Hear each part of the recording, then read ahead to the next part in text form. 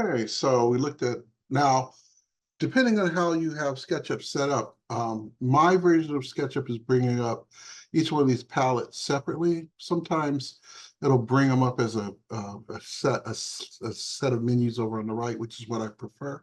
But when the palettes come open, you just interact with them as I just did there, or they'll be stacked over on the right, depending upon which version of SketchUp you have. So we're going to go through the rectangle, the circle, and the polygon tool. And then we're going to start working with the pencil tool, and we'll start learning a little bit about inference, okay, and some other objects. So I'm going to select my selection tool and delete this shape by trap selecting it and hitting delete on the keyboard. And we've already spent a little bit of time with the rectangle tool, so I just click and drag to create a rectangle. And if I get a perfect square, it gives me a diagonal through that. And I'm orienting, when you're drawing, generally what I like to do is orient it to the ground plane.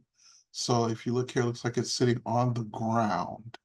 And then sometimes it's really, it's possible to get a shape that's off, goes into some different tangents, right? And then I can hold down the scroll bar and hold down the shift key to orient that back towards the center. So there's my rectangle tool, and I can draw from that origin point out. Now, one of the things about when you're creating shapes is that you can give the exact dimension for shapes by typing the dimensions into this measurement box. We'll do that in a second. Right now, I'm just going to freeform and draw a rectangle.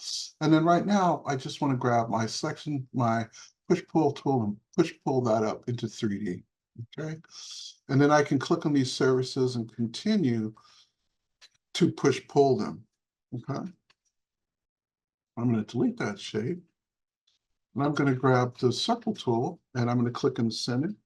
And so one of the first things that I understand is that everything in SketchUp, it might look like a circle, but it's really comprised of a number of sides. If you look down, now when I click, I can set the number of sides. So oftentimes what you'll do with SketchUp is you'll click, you'll enter in some numerics to define the shape or the length of a line or the width or the height of an element, and then you'll click again and hit enter. So right now this side is comprised of 24, the circle is comprised of 24 sides. So I drag outward from there, and you'll see that I have a radius, and I can set that radius. We'll get to that in a second.